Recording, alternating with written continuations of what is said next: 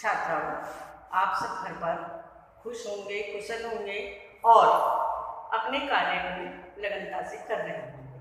तो आज मैं आपको लेके चलती हूँ पद परिचय। आज हमारा हिंदी विषय में जो शीर्षक है वो है पद परिचय।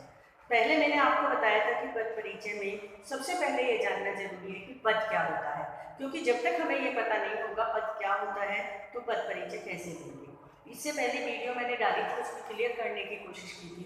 पद कहते हैं, अगर मैं अलग अलग कहती हूँ, ये चौक है, ये पेन है, ये कागज है, अगर ये अलग अलग कहती हूँ तो वो शब्द है। लेकिन शब्दों को अगर हम वाक्य में प्रयोग कर देते हैं व्याकरण के नियम के अनुसार तो वो पद कहलाता है। और पदों का परिचय देना पद परिचय होता है। जैसे किसी से भी कहा जाए आप अपना परिचय दीजिए तो वो बताता है मेरा नाम क्या है, मैं कहाँ रहता हूँ, मेरे पिता का नाम क्या है, मैं कौन सी कक्षा में पढ़ती हूँ, मेरी हॉबीज़ क्या क्या है, ये सब बताता है। इसी तरह पदों के बारे में जानकारी देना कि वो संज्ञा है, सर्वनाम है, विशेषण है, क्रिया है, एक वचन है, बहुवचन है, स्त्रीलिंग है, पुल्लिंग है, ये सब उसके बारे में बताना पद परिचय कहलाता है। तो पद परिचय के लिए हम शुरुआत करते हैं संज्ञा और सर्वनाम से। संज्ञा और सर्वनाम का पद परिचय एक जैसा होता है, केवल भेद में अंतर होता है। सबसे पहले मैं बता दूं बेटा कि आपको पद परिचय के लिए संज्ञा, सर्वनाम, विशेषण, क्रिया, क्रिया विशेषण, संबंध बोधक, समुच्चय बोधक, विस्मयादि बोधक, इन सब के बारे में जानकारी करनी होगी और इनके भेदों के बारे में भी आपको एक बार फिर से पढ़ना होगा, तभी आप इसे अच्छे से समझ सकते हैं। सबसे पहले हम करते हैं कि अगर संज्ञा या सर्वनाम शब्द है, पद है, तो हम उसका परिचय कैसे देंगे। सबसे पहले है संज्ञा और सर्वनाम। तो संज्ञा या सर्वनाम का एक जैसा होता है, केवल इसके भेद में अंतर होता है। संज्ञा या सर्वनाम में तो सबसे पहले हम लिखेंगे भेद, लिंग, वचन,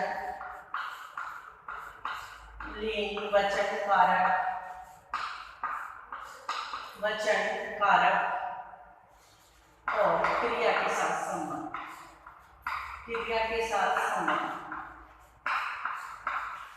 ये सारे पॉइंट आपको इसमें देने होंगे।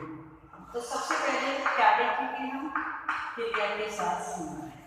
ये सारे पॉइंट आपको देने होंगे। सबसे पहले हम देखेंगे भेद क्या है, लिंग क्या है, वचन क्या है, कारक कौन सा है, और इसको मैं बताती हूँ क्रिया के साथ संबंध कैसे देना पड़ता है। अब मैं एक उदाहरण लेती हूँ कि राम पुस्तक पढ़ता है। राम पुस्तक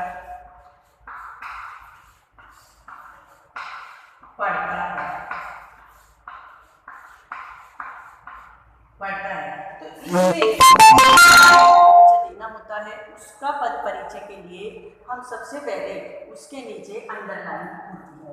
तो राम के नीचे माना अंडरलाइन है तो इसका मतलब राम का देना है। राम के लिए हम क्या क्या देंगे, सबसे पहले हमें क्या देना, भेद। और हमें भेद पता है कि ये संज्ञा है, राम क्या है, संज्ञा है, और संज्ञा का कौन सा भेद है, व्यक्तिवाचक, क्योंकि किसी का नाम है तो कौन सा है, व्यक्तिवाचक। दूसरा पॉइंट इसमें हम आप देखेंगे कि हमें देना है लिंग। क्या है राम, पुल्लिंग। हमारी हिंदी में दो ही लिंग और दो ही वचन होते हैं, है ना, पुल्लिंग। ये क्या है, वचन, एक वचन। क्या है ये हमारा, एक वचन, क्योंकि पढ़ता है, पढ़ते हैं नहीं, पढ़ता है, एक वचन। अब हमारा जो आता है कारक कौन सा है, पुस्तक को पढ़ने का काम कौन कर रहा है, राम। तो राम हमारा क्या हुआ, कर्ता। तो अब अगर कर्ता है तो हम क्या लिखेंगे, कर्ता कारक। कौन सा कारक आ गया, कर्ता कारक। अब एक पॉइंट हमारा बचा कि क्रिया के साथ संबंध। अब क्रिया के साथ संबंध में आप ये समझ लीजिए कि क्रिया के साथ संबंध केवल यदि हमारा कारक कर्ता है या कर्म है तो देंगे, वरना कोई सा भी कारक है लिख के छोड़ देंगे, क्रिया के साथ संबंध नहीं देंगे। और वो भी कैसे देंगे कि माना इसकी क्रिया क्या है, इसकी क्रिया है पढ़ता है, और पढ़ता है क्रिया का नाम क्या है, कर्ता। नाम क्या है, कर्ता। तो केवल इतना लिखेंगे, पढ़ता है क्रिया का कर्ता,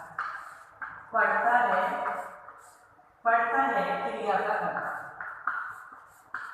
इतना देके छोड़ देंगे, पढ़ता है क्रिया का कर्ता। इसमें आपको एक बात का ध्यान रखना पड़ेगा, जैसे मैंने कहा संज्ञा है या सर्वनाम है तो ना तो आप संज्ञा लिख के छोड़ेंगे न सर्वनाम, उसका भेद भी जरूर देना होगा। और आप केवल व्यक्तिवाचक लिख के भी नहीं छोड़ेंगे, संज्ञा भी लिखनी होगी या सर्वनाम भी लिखना होगा और उसका भेद भी देना होगा, तभी आपको मार्क्स मिलेगा, वरना हाफ मार्क्स आपका कट जाएगा। तो यदि संज्ञा या सर्वनाम है तो हमें कैसे देना होगा कि संज्ञा व्यक्तिवाचक है, उसका भेद देना होगा। पुल्लिंग, लिंग हो गया, वचन, एक वचन, कारक, कर्ता कारक, पढ़ता है क्रिया का कर्ता, ये हमारा क्या हो गया। अगर हमारा संज्ञा या सर्वनाम है तो हमें इसका इस तरह से पूरा हमें देना पड़ेगा। अब ये हो गया आपका संज्ञा और सर्वनाम। इसके आगे लेके चलते हैं विशेषण। इसके आगे दूसरा हमारा जो चलेगा वो चलेगा हमारा विशेषण। विशेषण, तो विशेषण के लिए हमें क्या करना होगा, विशेषण के लिए हमें करना होगा, ये तो हमारा कंप्लीट हो जाएगा। अब हमें विशेषण के लिए जो करना होगा वो करना होगा कि सबसे पहले हमें विशेषण में पॉइंट क्या क्या लेने हैं, हमें ये देखना होगा विशेषण के लिए क्या क्या पॉइंट लेने पड़ेंगे हमें। कोई ज़रूरी नहीं है कि जैसे पहले आपके जो एक व्यक्ति होता है उसकी सब चीज़ें एक जैसी हों,